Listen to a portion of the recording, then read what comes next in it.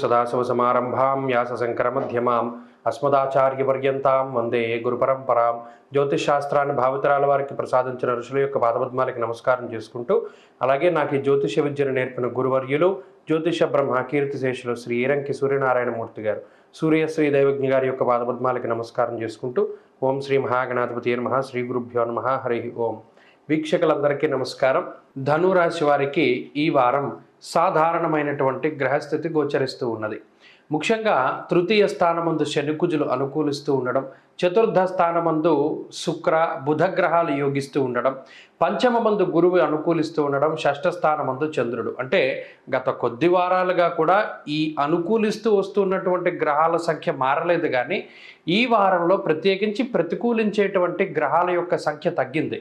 అనగా అర్ధాష్టమ రవిరాహు యొక్క దోషాలలో రవి యొక్క దోషం తొలగిపోయినది. దీనివల్ల కుటుంబ పరిస్థితులు చక్కబడడానికి అవకాశం ఉంటుంది. అంతేకాక ప్రణాళికాబద్ధమైనటువంటి విషయాలు అనగా ప్రయాణాలు కానీ లేదా ఇంతకు ముందుగానే నిర్ణయించుకున్నటువంటి శుభ కార్యక్రమాలకు సంబంధించిన విషయాలు, తీర్థయాత్రలు, ఇటువంటివి ఏవైతే ఉన్నాయో, వాయిదా పడుతూ వస్తున్నటువంటి పనులు ఏవైతే ఉన్నాయో అవన్నీ కూడా చక్కగా సక్రమంగా ముందుకు సాగేటువంటి పరిస్థితులు ఈ గ్రహస్థితి వల్ల ఏర్పడతాయి.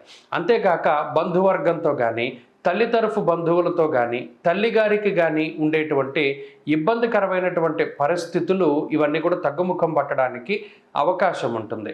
అంతేకాక కొత్త ఇల్లు కొనుక్కోవాలి, కొత్త ఇంట్లోకి మారాలి, లేదా మరే ఇతరత్ర ఈ నూతన గృహానికి సంబంధించినటువంటి ప్రయత్నాలు ఉన్నాయో అవి కొంత ముందుకు వెళ్ళడానికి ఈ వారంలో ధనురాశి వారికి అవకాశం ఉంటుంది. ఆర్థికంగా ఏ విధమైనటువంటి ఇబ్బందులు ఈ రాశి వారికి ప్రస్తుతం గోచరించడం లేదు. అలాగే ఆరోగ్యపరమైనటువంటి సమస్యలు కూడా తగ్గుముఖం పట్టడానికి అవకాశం ఉంటుంది. అయితే పంచమ స్థానంలో ఉన్నటువంటి రవిగ్రహం యొక్క స్థితిగతుల వల్ల దేహపీడ మనస్సౌఖ్యం, దేహపీడ మనక్లేశ అనేటువంటి శాస్త్రవచనం ప్రకారం కొంత బుద్ధి చాంచల్యం అనేటువంటిది ఉంటుంది. బద్ధకం అధికంగా ఉంటుంది. ఏదైనా పనిని వాయిదా వేసుకునేటువంటి పరిస్థితులు కొంత ఎక్కువగా ఉంటాయి. ఏదైనా ఖచ్చితంగా పూర్తి చేయాలి ఒక పనిని ఈరోజు అంటేనే కానీ ఈ రాశి వారు బయటికి వెళ్ళనటువంటి పరిస్థితి. ఆ రకమైనటువంటి వాతావరణానికి గ్రహస్థితి కారణం. ఉద్యోగపరమైనటువంటి ఇబ్బందులు ఏవి కూడా ఈ వారంలో కనబడడం లేదు. ఉద్యోగపరమైనటువంటి విషయాల్లో ఎదుగుదల గోచరిస్తూ ఉన్నది. వ్యాపార పరంగా కొత్త వ్యాపారం ప్రారంభించడానికి, ఉన్న వ్యాపారాల అభివృద్ధిలో ఉండడానికి అవకాశం ఉంటుంది. లాభార్జన చేయడానికి ఆస్కారం ఉంటుంది. విద్యార్థులకి గ్రహస్థితి పూర్తిగా అనుకూలంగా ఉన్నది. దూర విద్య, విదేశీ విద్య, పోటీ పరీక్షలలో మంచి విజయాన్ని సాధించడానికి అవకాశం ఉంటుంది. అలాగే స్త్రీలకు ప్రత్యేకించి ఈ గ్రహ సంపత్తి ఆరోగ్యానికి కారణమవుతుంది. అలాగే కుటుంబ సంబంధమైనటువంటి ఇబ్బందులు తగ్గుముఖం పడతాయి.